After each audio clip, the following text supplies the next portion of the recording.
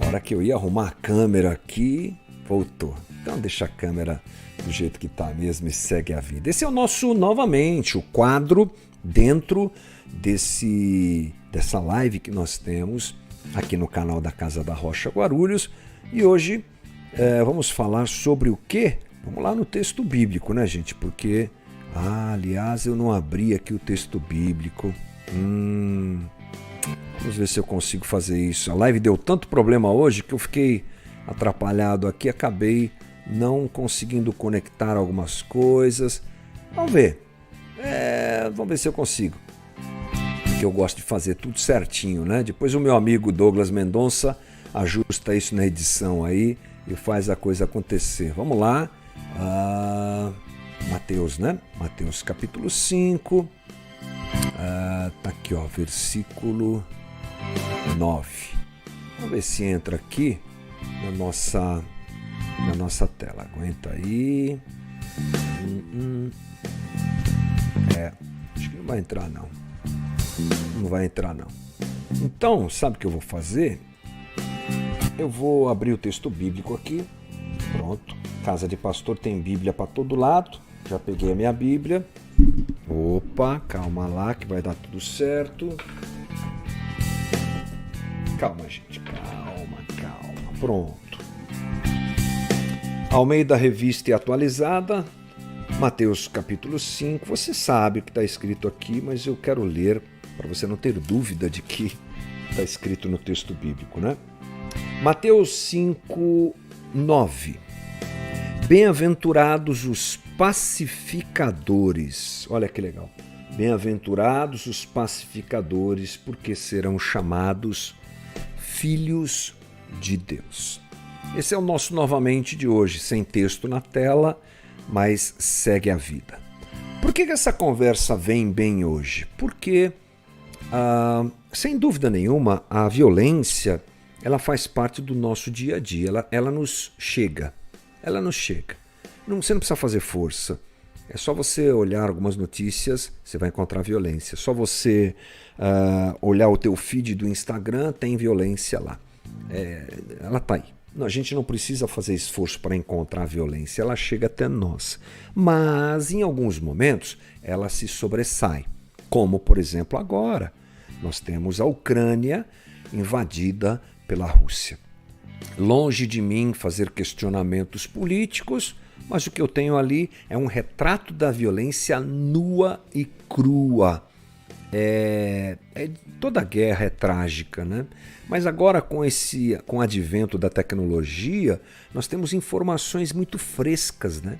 Gente que está andando lá pelas aquelas ruas de Kiev, daquelas cidades completamente destruídas, mostrando as armas, mostrando as bombas explodindo. É uma coisa trágica a violência.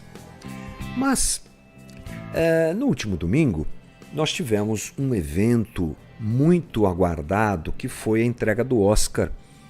E na entrega do Oscar, você tem o mundo todo observando o que está acontecendo ali, porque querendo ou não é uma indústria, a indústria do filme, do entretenimento, da produção desse tipo de conteúdo chega até a gente, né? Lança o filme mundialmente hoje, você tem as redes de streaming tipo Netflix, Prime Video e outras, e saiu o filme lá, a gente já está assistindo aqui. Nós somos muito alcançados por esse produto, por esse conteúdo, então a gente fica de olho também que filme que é o filme que mais legal, o ator que ganhou, a atriz que ganhou e aí por diante. Então todo mundo de olho no Oscar, ainda mais que depois de 2 anos de Oscar sem cerimônia presencial, voltou a essa modalidade, todo mundo ali. E o que nós vimos, você já viu, você já sabe, mas só para lembrar, foi o Will Smith dando uma bofetada na cara do Chris Rock, porque o Chris Rock fez uma piada duvidosa quanto a gosto, ok, para com a mulher do Will Smith. E nós tivemos então uma polarização interessante, um movimento de polarização. Algumas pessoas chegaram criticando o Will Smith. Não, não pode, a gente não pode pagar o mal com o mal, violência não leva a lugar nenhum, e outros defendendo o Will Smith. Bom, o que a gente pensa sobre isso? A gente pensa o que a gente acabou de ouvir, acabamos de ler, né? Eu li para você, melhor dizendo: bem-aventurados os pacificadores, porque serão chamados filhos de Deus. Jesus nos convida, nos convoca como discípulos dele, já que a nossa conversa aqui é sobre cristianologia, o jeito do cristão viver, ele nos convoca à pacificação. É interessante, porque Jesus, ele carrega sobre si, no momento que ele está andando ali por Israel, uma expectativa de ser alguém que mudaria a situação política, a situação econômica de Israel por conta do Império Romano estar ali sobre aquele povo, oprimindo aquele povo. Roma, todo lugar que Roma chega, eles implantam a Pax Romana, fazem investimentos, melhoram as estradas, trazem tecnologia, mas eles arrancam o couro, como a gente costuma dizer, dos povos dominados. Então, Israel vivia um momento de opressão. Já eram muitos anos de Império Romano ali explorando aquele povo, eles estavam na tampa, como a gente fala, e vários líderes que apareceram, lembrando que Jesus não foi o único Messias, ele foi o Messias, mas outros Messias apareceram também, e todos eles, quando tentavam resolver a questão do domínio do Império Romano, apelavam para quê? Para a violência. Vão fazer uma revolução. E todos eles eram destruídos. A cabeça do povo sabia disso, mas quando Jesus surge, há essa expectativa. Como é que a gente sabe?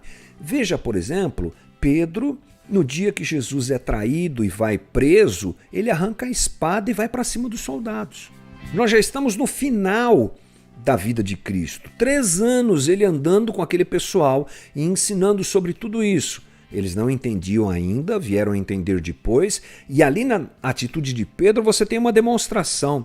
Vamos pagar o mal com o mal, vamos levantar uma violência aqui, vamos reagir violentamente, já que a gente é tão explorado, essa violência que eles fazem contra nós. Mas não é essa a mensagem do Cristo, não é assim que ele se comporta, ele nunca apelou à violência e aqui ele deixa claro: sejam pacificadores.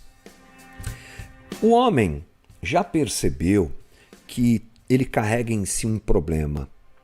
O troco da violência nunca é na mesma medida daquela que a violência, daquele que recebeu a violência, ou seja, melhorando aqui minha colocação, nós nunca damos o troco na mesma medida que nós recebemos. Não.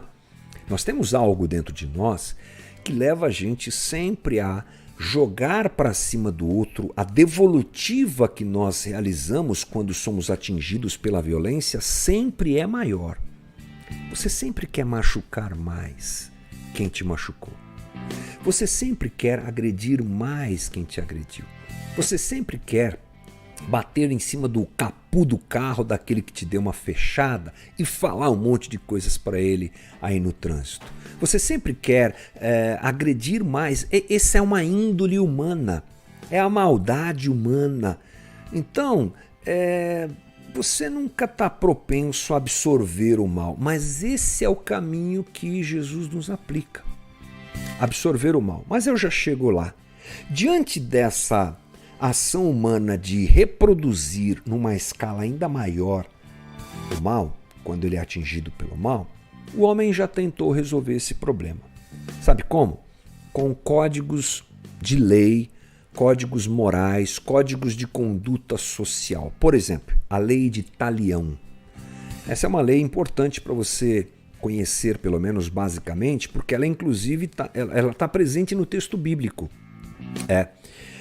O que essa lei, de onde vem essa lei? Primeiro, essa lei aparece no Código Babilônico de Hammurabi, 1770 anos antes de Cristo. E o que essa lei fala? Você conhece. Ela diz olho por olho, dente por dente.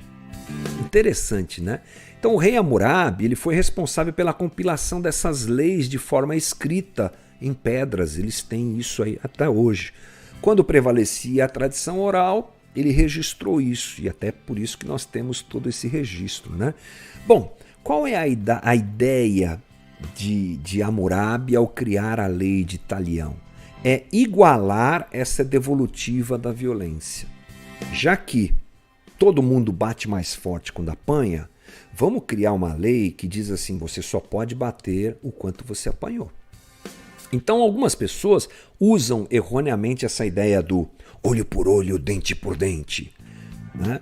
Não, na verdade a tentativa aqui é uma lei que faça com que, se você me agrediu, eu só posso te agredir da mesma maneira, porque o homem já sabe que sobra violência sempre nessa ação responsiva. Então, o Código de Hammurabi diz isso, olho por olho, dente por dente. Se você me roubar um animal, qualquer coisa do tipo, eu vou lá e posso, diante da lei, pegar um animal seu. Se você entrar na minha casa e agredir alguém da minha família, eu vou poder... Essa é a ideia de equiparação. Mas ela não é suficiente. Porque o homem carece de uma transformação interior. E o break da violência, o stop da violência, a solução para a violência é a falta completa de uma devolutiva.